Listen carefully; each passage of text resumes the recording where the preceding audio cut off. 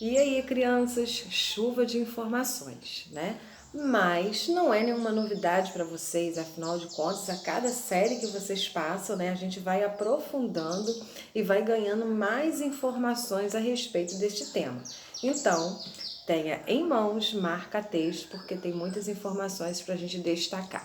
Então, como vocês viram aí no vídeo, né, os movimentos de rotação e translação realizados, né, eles nos proporcionam o dia e a noite, as estações do ano, né, nos proporciona aí os dias. Como que a gente entende tudo isso? Vamos começar a ler aí e a destacar as informações importantes que nós temos aí. Começando com os movimentos da Terra. A Terra, assim como os outros planetas do Sistema Solar, tem constante movimentação, tanto em torno do Sol quanto em volta do seu próprio eixo, ou seja, em volta de si mesma. O movimento feito pela Terra, que determina os dias e as noites, é chamado de rotação. Durante esse movimento, a Terra gira em sentido horário, do oeste para leste, em torno de si mesma, ou seja, em torno do seu próprio eixo. Com isso, a luz solar ilumina a parte da Terra voltada para o Sol, enquanto a parte contrária, por sua vez, não é iluminada. Temos aí os dias e as noites. Então, este parágrafo é todo importante. Como ele é um parágrafo grande, quem não quiser destacar linha por linha, a gente vai fazer aquele contorno, né? Aquele movimento de circular em volta todo esse parágrafo, tá bom? Ó, desse jeito. Na sequência, dando continuidade, nós temos o seguinte: o tempo que a Terra leva para realizar o movimento de rotação é de aproximadamente 24 horas. Esse movimento possibilita a sucessão dos dias e noites. Então, vamos marcar. Como esse trecho aí é pequenininho, a gente vai marcar linha por linha. Então, a gente vai marcar do início do parágrafo até dias e noites. Desse jeitinho aqui, vou mostrar para vocês. Ó, circulei o parágrafo todo de cima, o primeiro parágrafo, que as informações são importantes, e como aqui o que eu quero destacar, a informação é menor, eu preenchi as linhas, tá bom? Dando sequência, a gente tem aí, a Terra realiza esse movimento em uma velocidade aproximada de 1.666 km por hora. É interessante observar que nas áreas próximas à linha do Equador, a velocidade é maior. Por quê? Pois nessa área o raio terrestre é longo. Na cidade de Porto Alegre, por exemplo, a velocidade de rotação terrestre cai para 1.450 km por hora. E aí, na página 23, a gente vê essa informação que nós tivemos aqui na página anterior, né? Aonde bate com maior intensidade a luz solar, enquanto a Terra faz esse movimento em torno de si mesma, nós temos o dia. E a parte aonde não recebe a luz solar, chamamos de noite, tá? Então, nos hemisférios distintos aí, numa parte é dia e na outra parte é noite, tá? Ó, representação do movimento de rotação da Terra em torno do seu próprio eixo.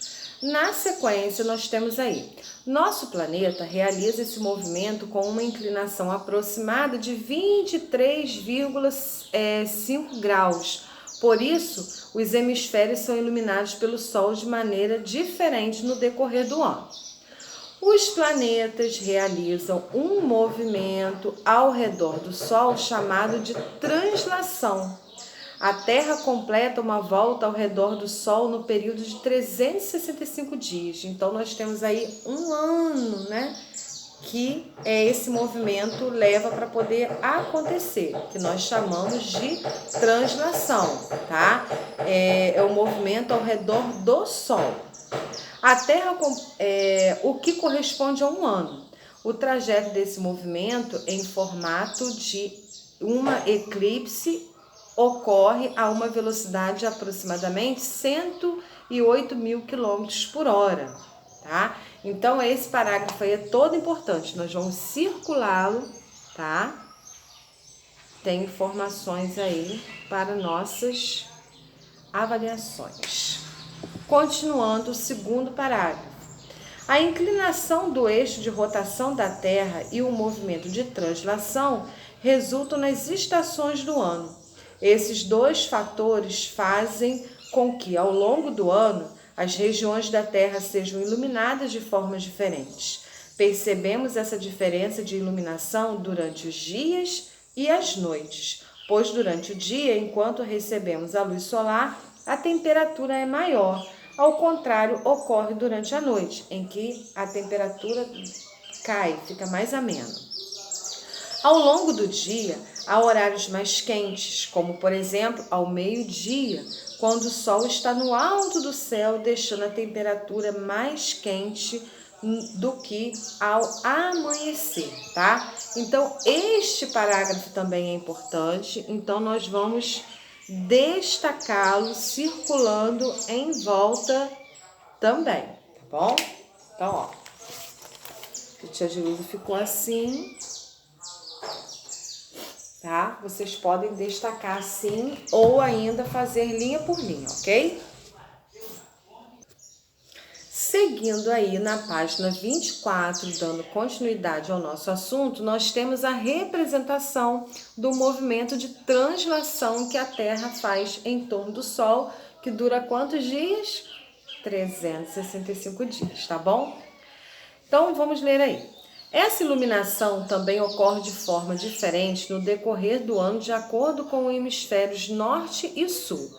Assim, quando o hemisfério norte recebe mais calor que o hemisfério sul, afirmamos que ele está no verão, enquanto no hemisfério sul está no inverno.